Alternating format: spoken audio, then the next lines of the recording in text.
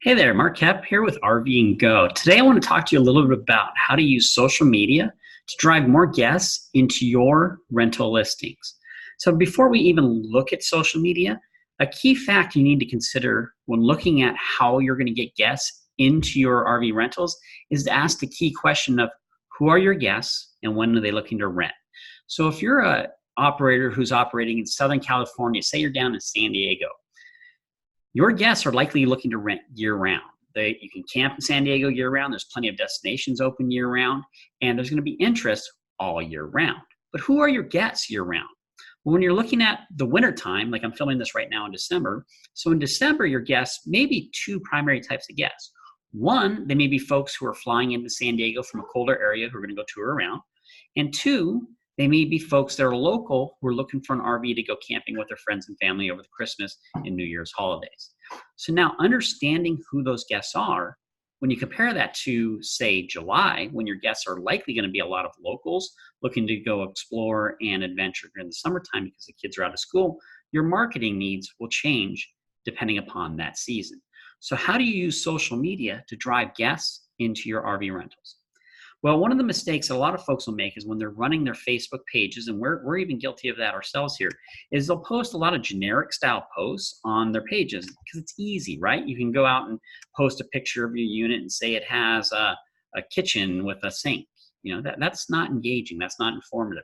Instead, you want to tell a story through your social media accounts that engages folks that are interested in going and actually finding your stuff. So say that post, instead of doing something about the amenities within your unit, talk about the places that unit has been. So say, for example, you get a return from somebody, they just brought it back and they share with you, we had an amazing time. If you don't know Southern California, there's US 395, it goes up. In fact, that photo right there, it's Anza Borrego, but it looks very much like that going up US 395 towards Reno. You could get a return of that rental and they say, yeah, we went all the way up to Mammoth with the RV. It was absolutely amazing. We had this wonderful time. So think about how engaging that style of post would be where, hey, we just got the unit back from our recent renters. They took it all the way up to Mammoth where they had the opportunity to go snow skiing and explore US 395. They shared that it was the amazing time of their lives and they really enjoyed it. Now, somebody reading that social media post, they're able to put themselves in the shoes of that person who experienced your RV. And all of a sudden it's making it not only real, but obtainable. So understanding the use habits of what people are doing and how they're using your unit is very important to fully using social media to your advantage. So when you're making posts, ask that question. Who are my guests? When are they using it? And why are they using it? And then start creating content that's relevant to them. So we're running a giveaway right now for the Christmas time. This giveaway allows folks who list on RV and Go to win $50 if they decorate their units and send those photos into us. That's created to appeal to folks who are listing at RV and Go. They have a cash incentive to do something, and we're rewarding them for doing that. In your case, you could run contests too. You can ask people to share the reason why they want to rent an RV.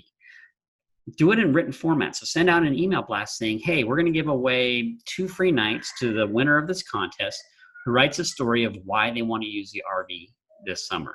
And you may get some really interesting responses. We've done this in the past. We've got some incredible responses.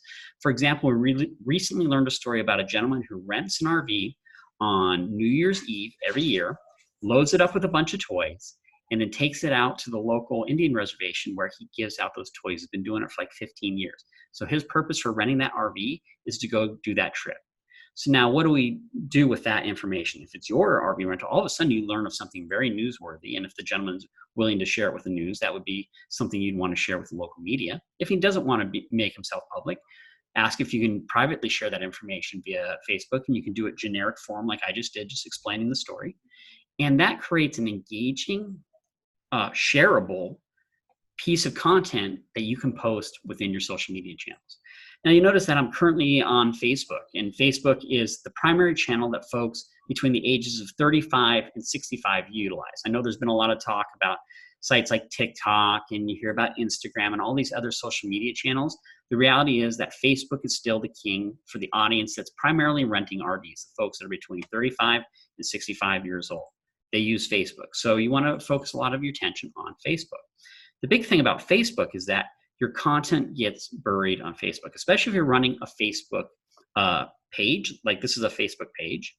But a way to get around that and a way to use Facebook's algorithm to your benefit is to obviously have a Facebook page, but to begin engaging in groups. So what you would want to do is you would want to go to Facebook, pull down and go into, I'll go to my manage groups, but if you go to groups, you can, right over here, discover groups, begin searching within the group form. You could say, hey, if I'm in Southern California, we do RV Southern California. Let's do a quick search and see what comes up for RV Southern California. Well, we got the California RV Show.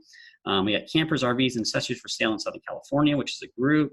Let's go ahead and look at, scroll down a little bit. What you're doing is you're doing research here to see if there's anything that's relevant to you. You're seeing a lot of my other posts in here. Perfect. Arizona and Southern California Family RV. That's a group with only 16 members. So that's not going to be a super exciting group to join. Okay, here's one that's interesting. Here's full-time RVers. So if we pop into this group, we can see that this group has 62,000 members. That's quite a few people. So what you're going to do when you join these groups is you're not going to join this group and then immediately post and say, hi, I have amazing RV rentals for all of you. Instead, what you're going to do is you're going to engage with the group professionally and honestly and help them solve their problems. You're not going to sell yourself. You're simply going to engage. So pretty useful visual right here, right? This is kind of cool. It's showing people what happens when you weight distribute a trailer behind a vehicle and what happens when you're towing. That's pretty useful. You can easily go in here and comment like, wow, that is an incredible visual.